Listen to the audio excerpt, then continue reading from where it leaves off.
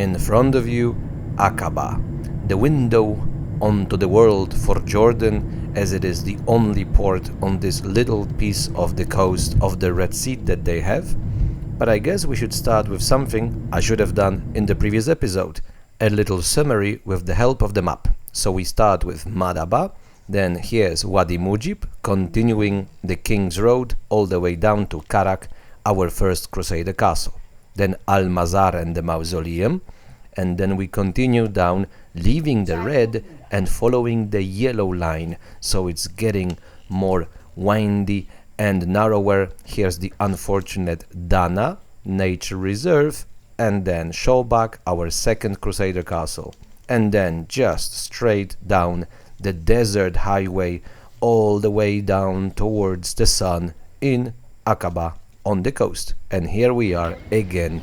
So yes, it was a long trip, but that's what we took to find the sun. But even this beautiful sunset was not enough to cure our weather trauma. We needed something more.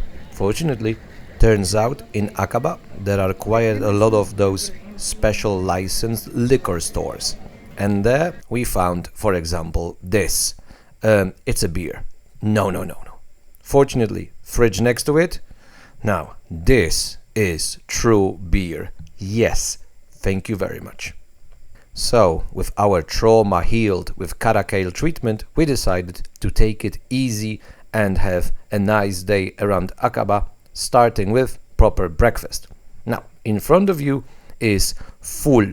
This is kind of a paste usually made from some kind of beans that you will have cooked with olive oil and a couple of extra ingredients in those cute, very particular pots.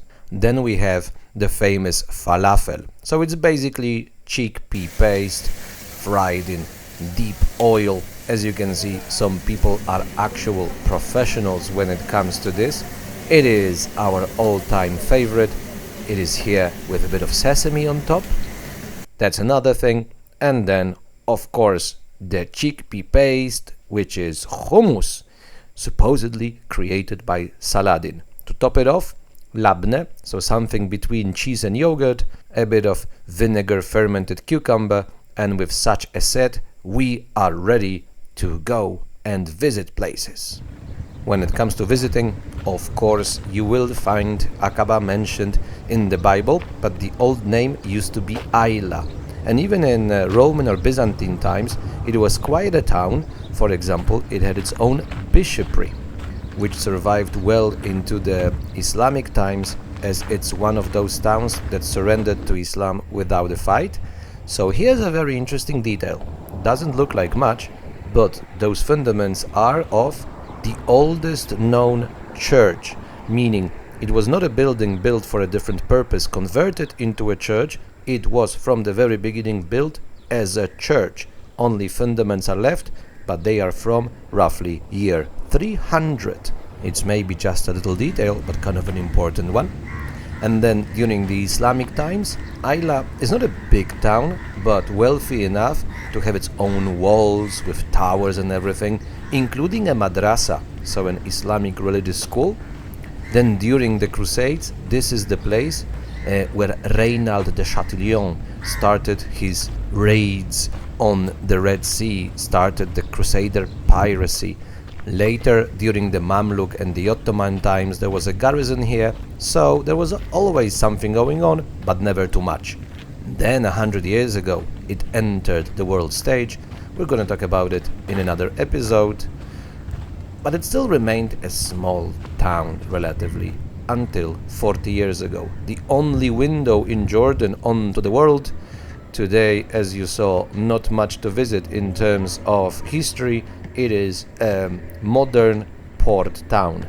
So what you're seeing right now is one of the main things to do in Aqaba, which is shopping. It's a modern shopping gallery next to the sea. But if we have sea, first and foremost, we have beaches, including the main public beach of Aqaba. And you will see straight up, we are in an Islamic country, and supposedly This part in the south is actually more conservative still, even by Jordanian standards, and you will see it. Yes, there are people in the sea and on the beach and everything, but don't expect any bikinis, of course. If you want bikini, you have to go to private beaches. But either you have to stay in the hotel itself or pay a hefty price to use the private beach.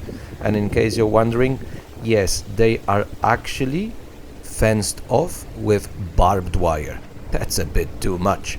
But actually the main reason why we didn't go to the beach, the wind was still kinda strong and cold. So we decided to hang around town itself, and sometimes we would see very interesting contrasts. Like for example here, you will see on your left the ladies and the mannequins to the right, kind of symbolic of the contrasts of modern Jordan. But let me finally focus on our two highlights. First of all, we found the best souvenir shop. Now there was everything here and probably even more. Vicky absolutely loved it. She wanted to buy half of the shop. How will we get money for it? I was hoping that I would get my 3 wishes from the genie. Didn't happen. Unfortunately, because our second highlight, well, first of all, I guess no surprise, if this is the only port on open sea for Jordan, the Amman elites will have their second houses or apartments here. So now and then you will find those nice villa districts, but also we found a place, we actually thought it's going to be kind of a fancy shopping mall. Oh, it's way more than that.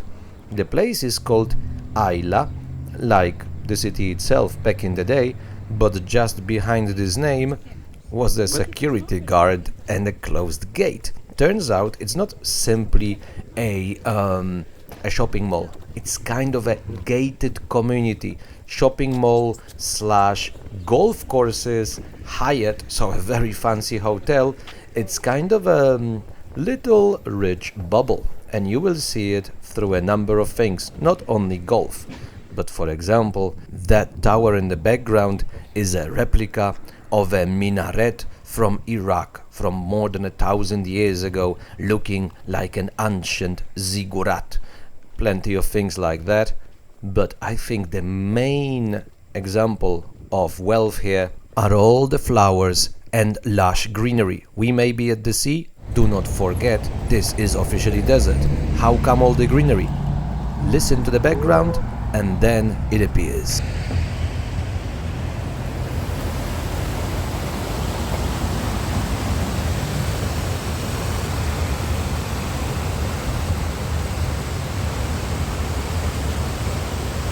Quite simply, in a place like Aqaba, which is officially desert, so much water, that is the true symbol of wealth. Not good enough though? Well, look at all the brands that you are going to see around here. And if that's not enough, well, as we enter the marina, you will find, a bit of a yacht, a bit of a ship, nothing much. Now let me clarify something here.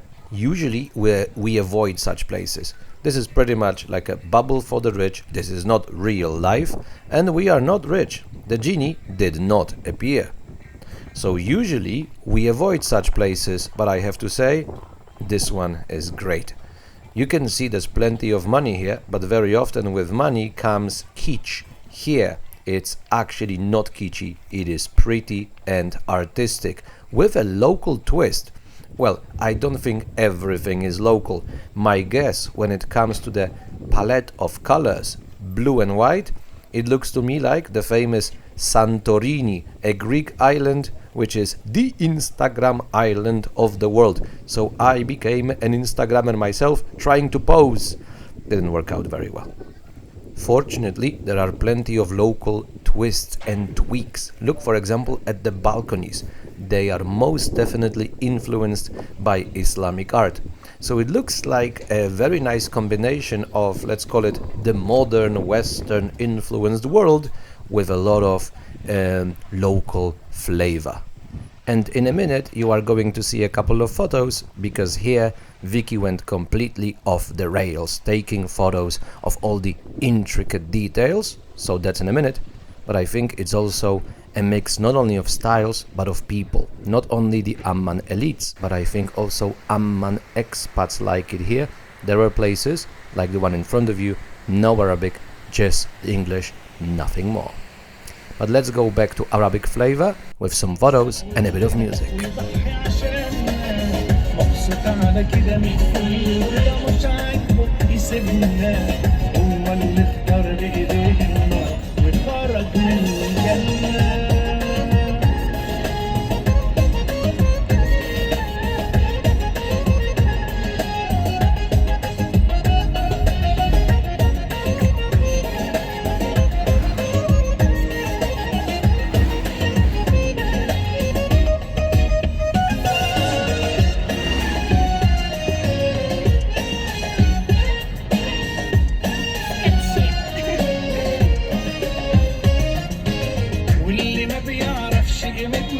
تبقى سكته غير سكتنا خد معاه الشر وراه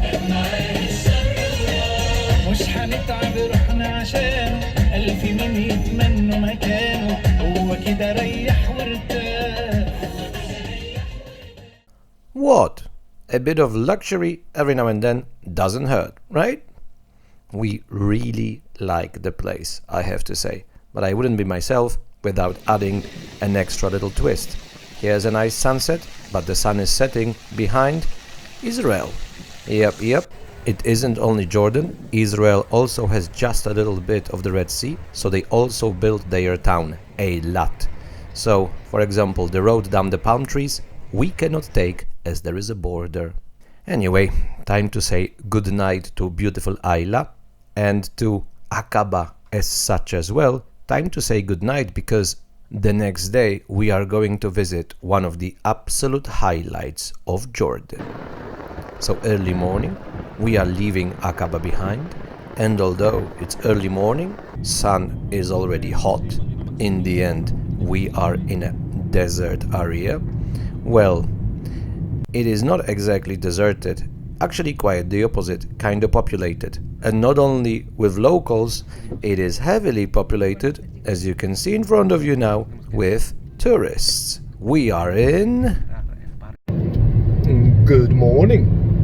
Now, normally I wouldn't record anything in a car, but we are in a very important place. We just entered the beautiful, famous Wadi Rum. And our first impressions are kind of mixed, actually, because on the one hand it is beautiful everywhere around us, on the other hand it looks a bit like desert Disneyland. Let's see how things roll, but we have 2 almost full days here and a night, so I think the place is big enough to escape the crowds. Let's see what happens. Bye bye. Now, first of all, what you saw back there a moment ago was a checkpoint, because officially the center of Wadi Rum is a natural reserve. What you're seeing in front of you is kind of a little town of the local Bedouin, so if you decide to visit for more than just half a day, they will here pick you up in the jeeps. And that's exactly what we're gonna do, because our visit here is a birthday gift from Vicky to me for my 40th birthday. Cool, huh? So, it is time to leave the Bedouin village behind us and enter Wadi Rum proper, and here we are. Ta-da-da-da-dum! Enjoy the views!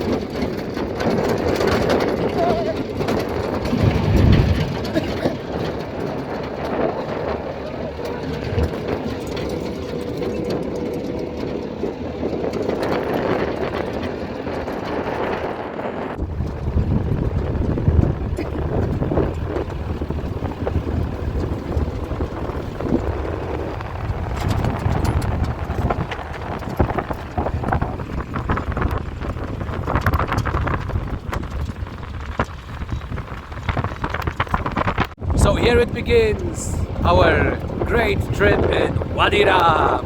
It may be desert, the sun is strong, but so is the cold wind. So a bit of protection is needed. And after those amazing 2 minutes, a beautiful entrance to Wadi Rum, all the jeeps that entered with us went exactly to the same spot. So suddenly, we're not in Wadi Rum, we are in Oxford Street in London, it seems. So we chose to continue moving. Fortunately here, it is not difficult to find within 5 minutes your own little corner. So we are looking for a place like that, and we found one very soon. Here it is, with the first of many to come. Wonderful panorama. And seriously, they're pretty much all the same: cozards, rocks and desert. And all of them, even 100th time, are absolutely spectacular. Well, if you look closer, you see something a bit less spectacular. There's a bit of trash here and there, but let's not focus on such details. Let's focus on the beauty around us. And there is quite a lot, not only in rocks, but also in plants. Soon I found one of my favorite symbols of life in the desert, this particular little flower. But now that we saw it, it's a good moment to talk a bit about water. On the way to find a source of it, you will see that we're not the only ones looking for solitude, artistic souls as well. And yes, there are sources of water here. If you see little palm trees, if you see such big bushes, trees almost, there must be water. And it's absolutely fundamental to survival to know where all those places are in the desert. The main, most basic knowledge of all the local Bedouin. And we found one place like this. Straight up you see there's moss, there are trees growing around. But there's another very interesting twist. The local sandstone is pretty much like a sponge, so it kind of retains the water, and you can tell it through a very interesting detail. You are going to see now kind of a little hole. 100 years ago, somebody shot at the rock, so then the water sprang out. Sounds like those miracles from the Old Testament, for example, Moses hitting a rock with a stick and water flowing out. Well, that's not a miracle, that's basic Bedouin knowledge of survival in the desert.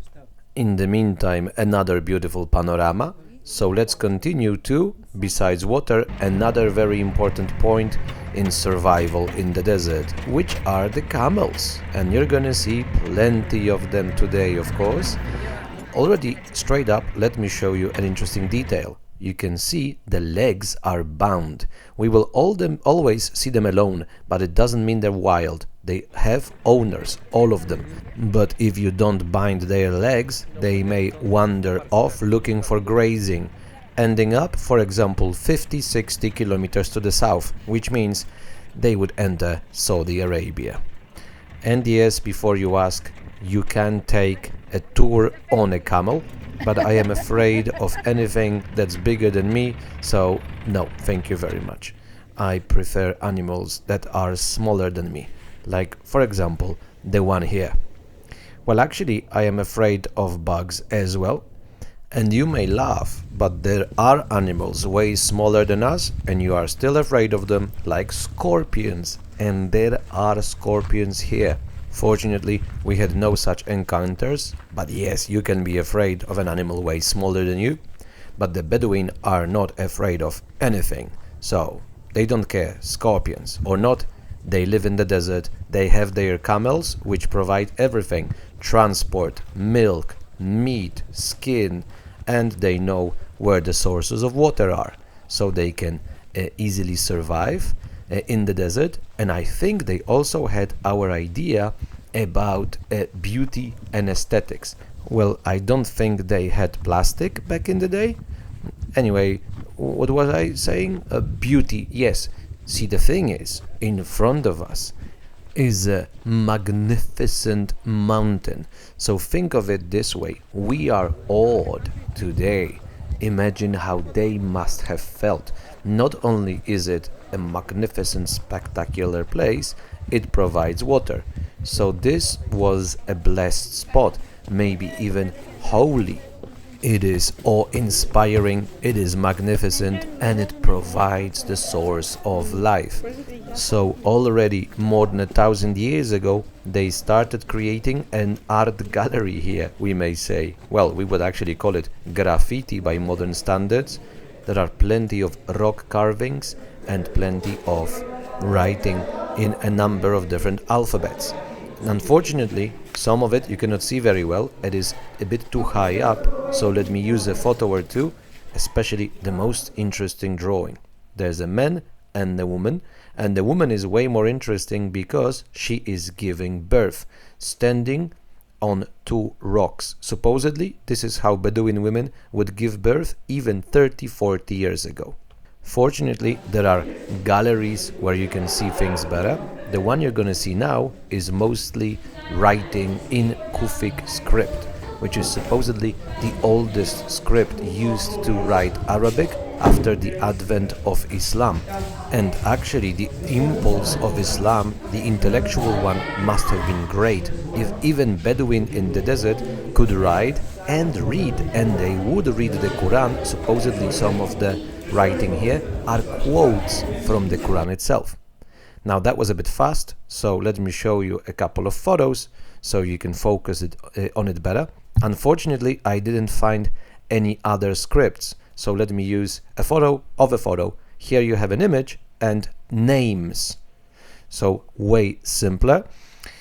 And maybe something similar we have here. Unfortunately, I couldn't concentrate properly because we had this noisy, shouting family, with all due respect, of course, Americans.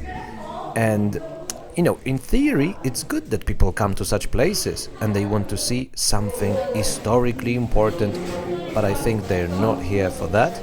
There may be a different motivation. I'm gonna come to it in a second. But before we leave, our favorite carving, a couple and feet. So we are the couple, and here are our feet, modern version of an ancient rock carving. Anyway, I think the people are here for different reasons than Kufic scripts and the such.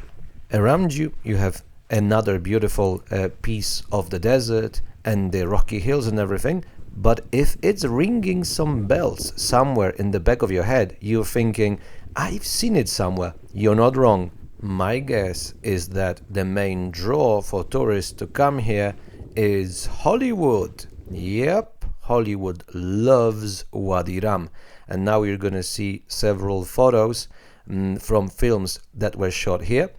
And the very panorama that you saw, that's the spot that we usually see because it's close to that Bedouin village. So logistically speaking, it is very helpful, but it already looks otherworldly. And you might have noticed plenty of the films shot here are about other worlds, literally.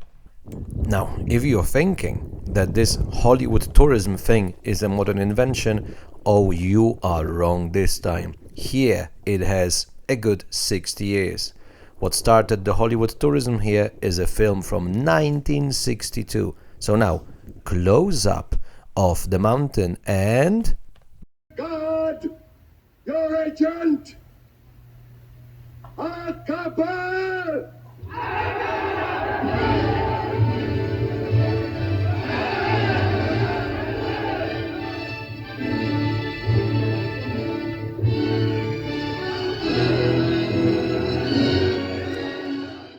Yes, the famous Lawrence of Arabia, with Peter O'Toole playing Lawrence himself, was shot in a big part here at Wadi Rum. And my guess is this is the film that started the whole Hollywood tourism thing here. So let's have another example now.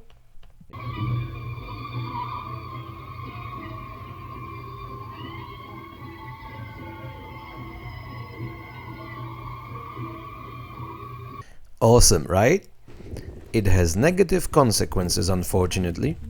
The panorama I did from that kind of rocky outcrop. I was not the only one who had such an idea. Everybody goes there, it's full of people, there are jeeps all around, And of course, you have to leave your name behind. And you may say, hey, but 1,000 years ago they were doing the same. Not really. I don't think we will find Quranic verses here. And then we're continuing. Well, when I say we, it is a bit of a highway really, to find what? To find another rocky outcrop for panoramas and Insta photos. But the one here, as you can see, had a line to go up. Now that was a bit too much. Well, we thought the best thing to do right now is to calm down a bit. And the best option is to go to the Bedouin tent for lunch. And it is truly a proper Bedouin tent with cement benches. Well, that's not very traditional, is it? But then again, it is stationary, it's all right. But then you look at the lunch, and the lunch itself is fine, but the traditional Bedouin Coca-Cola isn't. Now, that really made me angry, so I thought, I'm just gonna walk out. And then I saw two birds eating something, so I thought, I'm gonna go and have a look. And somebody just threw out a meal, which is fine, I guess. Animals can eat it, as you can see. But then I thought, what happens if I go a bit further?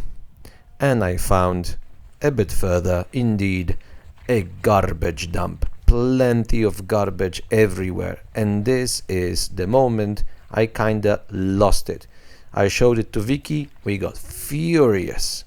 We had enough of all the garbage, we had enough of all the stupid people and their Instagram approach. We had enough of Hollywood tourism. Here, today, everything is Lawrence. Lawrence Spring, Lawrence Hill, Lawrence this, that. Lawrence probably spent 2-3 days in Wadi Rum watering in one of the springs. That's it. When we showed this to our guide, of course, it was blamed on us, the tourists. Bullshit. This place is 100 meters, not even, away from their tent. They piled the garbage here. I think the best way to see my nerves is the way it is shot. It is shaky, right? Because I was shaking from all the anger. In the end, we told our guide, if this is going to be our Wadi Rum experience, the tour ends right now. And I think it struck a chord in his pride, because we left immediately, and I mean we left everything behind. The trash, the people, Lawrence and Instagram. And we went off and away to the middle of Wadi Rum. And this is, I would say, the true beginning of our Wadi Rum experience as we imagined it. So now, let me show you what happens 5 minutes later. Enjoy the silence.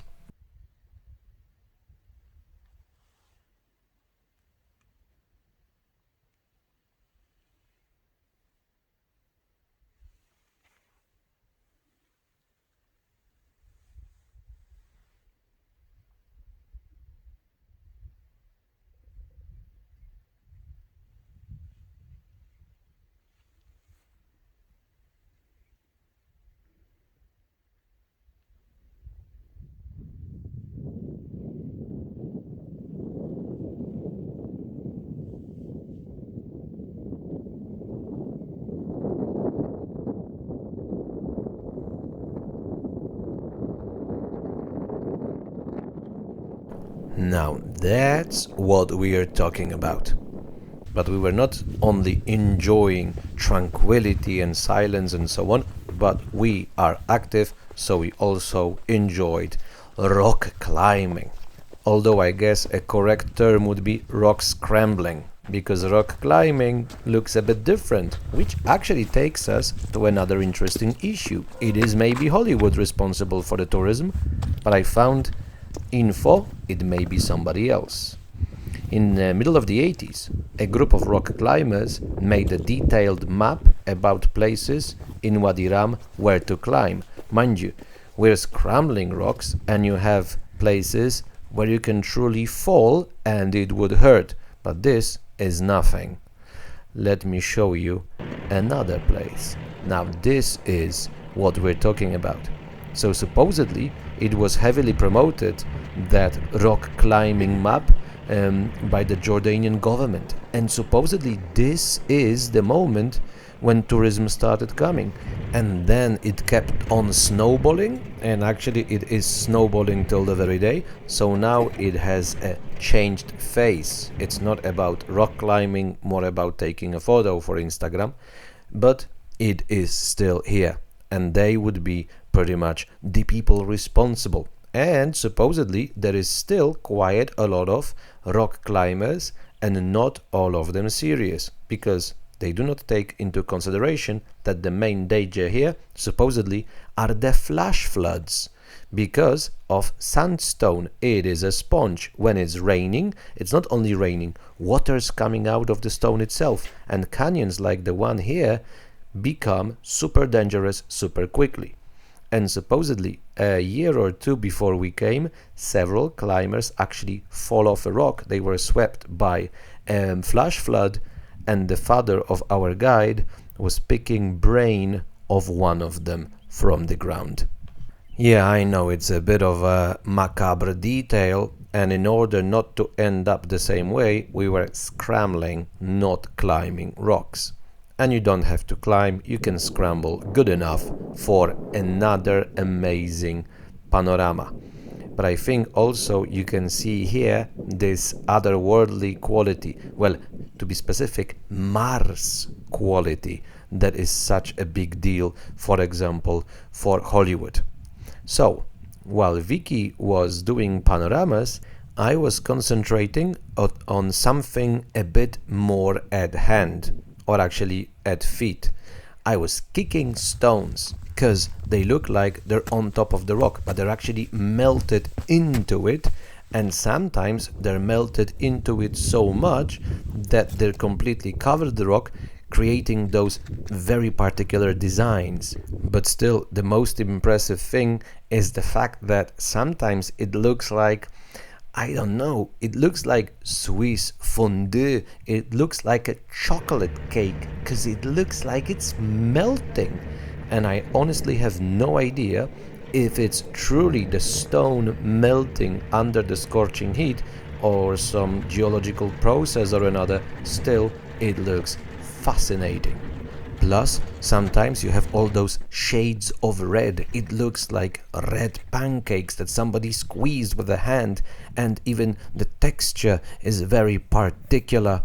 But one cannot live on sandstone alone. So here you've got the red desert, that's sandstone, and the white one, well, that's limestone. And yes, there is plenty of limestone around. Some of the hills are huge and impressive. Of course, there's also the powdery white sand, and this is pretty much the color. It's mostly like this sandy white, but you will find patches of creamy white, or even sometimes something kinda entering blue. Plus, you will find the texture very particular. This is supposedly something found in the Pyrenees, and in Catalan culture, those plates of limestone were used for cooking back in the old days. And today, it is used by tourists to make those weird heaps. No comment here. Well, I have a different obsession. I would pick such a thing up imagining this is not simply a stone, this is a tool created by a human being 200,000 years ago, and now I found it? Well, probably not. But enough about stone. When we think desert, very often we think sand, and it is indeed powdery in some places. Look what happens to traces with the sand and wind.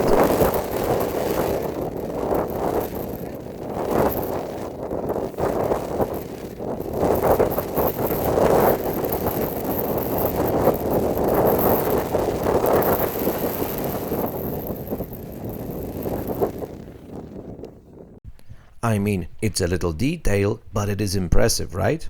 Well, we decided to leave a trace in the sand that no wind can erase. Those are our names written with Arabic alphabet. But this sand has more than just calligraphic qualities. You may ask, how come this kinda little bush with some flowers can rise straight from the desert? Well, let's start digging a bit. Turns out that the sand is pretty much like the rock around it. It is also kind of a sponge and it keeps humidity up to several weeks. Well, if the little bush with a bit of flowers is not convincing enough, start looking around you, so to speak. Suddenly we are surrounded by greenery. I actually don't know the name of the plant, but it is awe-inspiring. In the middle of the desert, suddenly we find, well, a green field. And we were not the only ones enjoying it. Camels loved it. It's pretty much like a succulent feast. Not only camels enjoyed it, we also found two little donkeys. Such are pretty surprises when you come to Wadi Rum in the middle of March. And as pretty as it is, actually the most important plant is this, kind of unassuming, called Gatha. Actually, about this plant we are going to talk in the future a bit more extensively, but for now, how about we leave the plants behind and have an extra panorama? The best thing is, when you're walking up such a rocky hill, keep on looking down. Keep on looking down at your feet. And then when you're at the top, look up and wow effect guaranteed.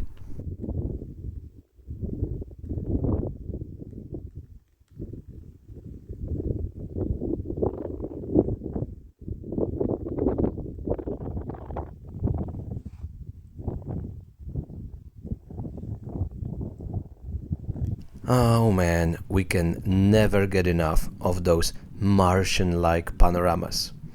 So, we spent the whole day scrambling up and down, looking for rocks or plants and the such. So in the end, it was a busy day and it had to eventually come to an end. So here we are at an end of the day with a beautiful sunset. Actually, deserts are known for beautiful romantic sunsets. So we just sat down on a rock and enjoyed it. And this is the beautiful end of the day. That's it, right? Right? Well, not really. We are in the middle of the desert. So the moment the sun set, we have roughly 1 hour to get to base before it's completely dark. And we're not the only ones. Again, Wadi Rum becomes pretty much a highway. But to be honest, for the whole day we were so spoiled, this was not an issue anymore. So way more relaxed at the end than at the beginning of the day, we arrive at base camp. Now this is not simply a camp with some simple tents. This is a proper place prepared with, well, all the most important amenities. First of all, a big communal tent, which is kind of obvious. What we found more interesting is the issue of toilets. We thought it's gonna be kinda simple, maybe even, proper ecological, if you know what I mean. Turns out this is not simple toilets. Those are proper bathrooms with showers and everything. And then the tents. We were kind of expecting to actually sleep in a real tent and everything. So we came prepared with, sleeping bags and everything. Turns out those are actually not tents.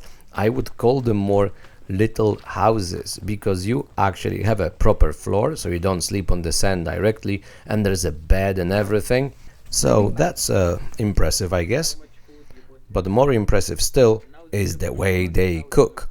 Of course, they will use what they have around them, like, for example, sand. It isolates very well, so it keeps things warm, and actually you can use it as a microwave to warm things up if you leave it in the sand during the day. So they did 1 to 3 hours, and now they're gonna take it out, and you have to be careful. When I say desert microwave, it is hot, hot, hot. But with a bit of patience, finally it is out, and it looks super delicious. Actually, people after seeing it, well, that was the line to it. And no wonder, it didn't only look delicious, it actually tasted delicious as well. But more important than the food, turned out, was the cook. So now you see people kind of relaxed, just sitting around the chimney and chatting and everything. But eventually, music is on, and people started coming to the dance floor. The party starts rocking, the circle starts forming, and eventually the idea was that everybody in the circle should spend a bit of time in the middle showing off the skills. So, people would get in the middle, dance for a bit, and then shy away. But eventually, the cook got in the middle, and turns out he has more skills than just cooking.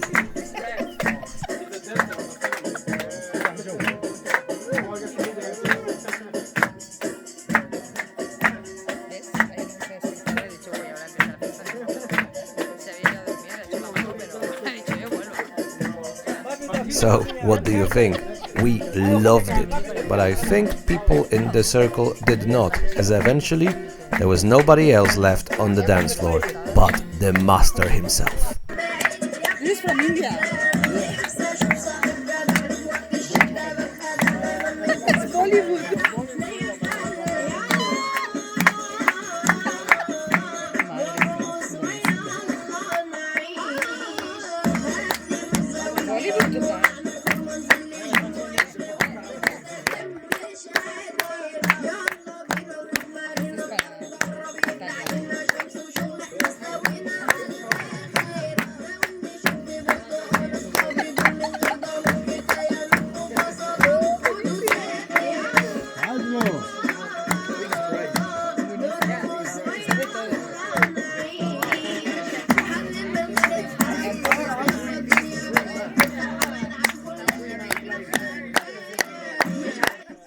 Well, I guess the next tip is Jordan's got talent, because yes, he has.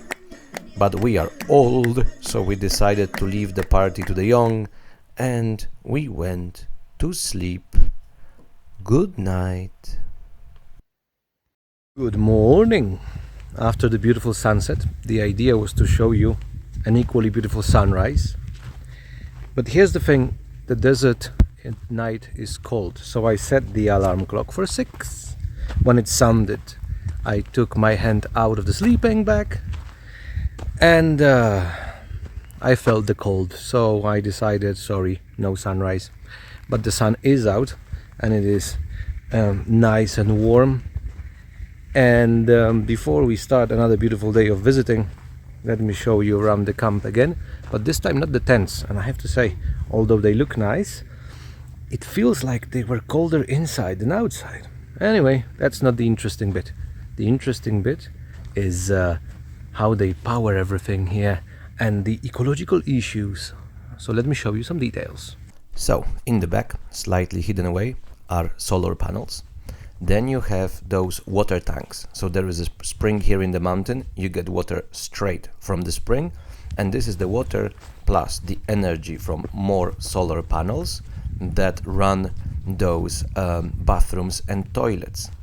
And supposedly here they have a removable septic tank, if I understood things right. Plus you will see some extra cables connecting to the tents, so the lights around them are also powered from the solar batteries. It's rather straightforward, but it's here and it works. And then we go around our tent, and this is the garbage bin. Yeah, it is kind of an ironical twist, considering my rant earlier in the episode. It could have been behind any other tent. No, it has to be behind ours. At this point though, we just laughed it off and prepared for another full day of scrambling rocks and enjoying beautiful vistas. Vicky is already looking out for me, so let's go.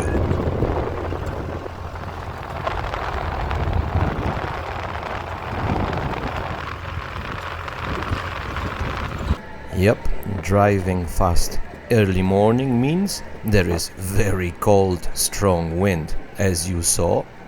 So, let me show you some more videos of panoramas and such. Also, some photos, because they are spectacular here. It would be a pity not to use them. But let me do my typical thing. Let me use all of that as background for a bit of a commentary, especially considering the issues from the previous day, and let's put them into 3 points. The first point is this desert Disneyland I kept on mentioning.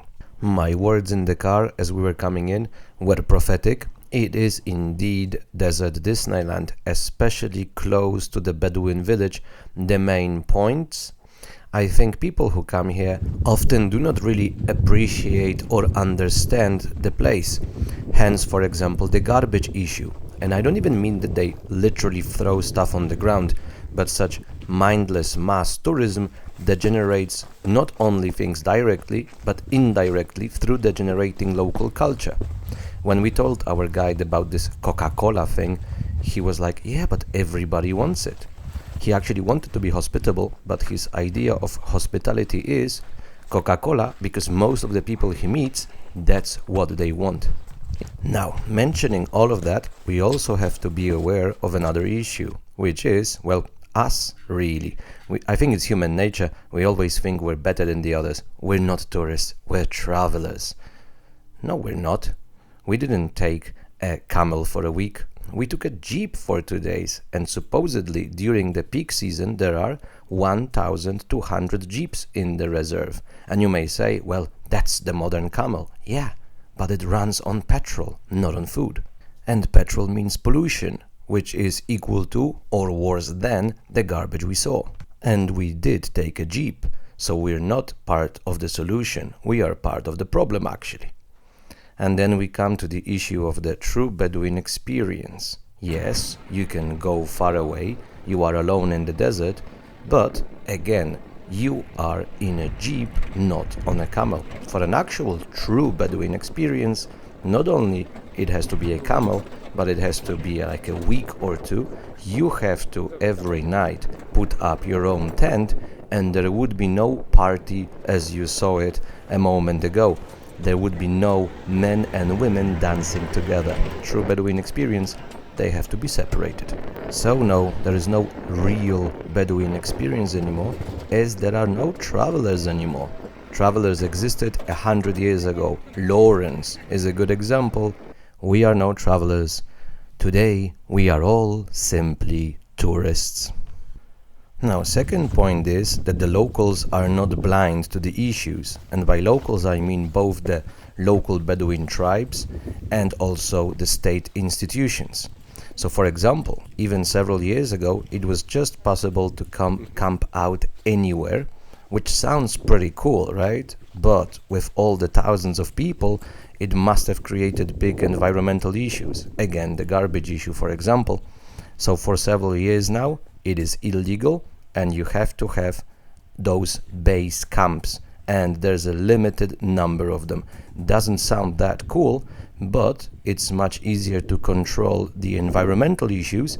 Plus, well, you saw those little details like the septic tank, like the solar panels. So it may not sound like much, but there are efforts to control the issues that I've mentioned a moment ago. And the third point, we visited, let's call it the heart of Wadi Rum, the natural reserve, but actually the whole area is much larger, and it is kind of an ironical issue actually, that the idea of a natural reserve is to protect environment, but because that's the famous part of the whole area, everybody goes there. So ironically, creating the natural reserve puts a strain because everybody goes there now.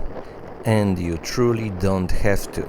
You may remember from the previous episode, I gave you a little taste of what is to come. Well, this is simply next to a busy highway leading down to Aqaba. So you actually don't have to go to any reserves. You can stop on the side of a highway and you're on Mars already. So if you have a proper car, you can simply go off-road anywhere you want. And if you don't, there are plenty of local Bedouin who can be your guides. So you don't have to come to the famous reserve. You can basically have the same experience pretty much anywhere around. Yes, maybe you are not going to be in those famous places used by Hollywood. But does it matter really? If you are alone in the middle of the desert, it doesn't matter if it's natural reserve or 100 kilometers out. Your experience will be exactly the same, which means your experience is going to be out of this world. Well, to sum it up, it wasn't simply an amazing aesthetic experience. It wasn't only jumping from rock to rock like mountain goats. It was also an experience that made us think. So, finally, to our guide, thank you very much. Actually, Vicky got a little heart from him. Shukran. And we're gonna leave Wadi Rum, but not for long. Actually, Wadi Rum will come back. I'm gonna use some more panoramas and more photos, because we will talk about the Bedouin in more detail in one of the episodes to come. But not yet. We have to first visit one more place in order to do it properly. Wadi Rum may be famous already, but there is another place in Jordan which is way more famous than Wadi Rum. Yes, finally we are going to talk about this place, but this is for the next episode. So for now, thank you for your attention and see you very soon in Petra.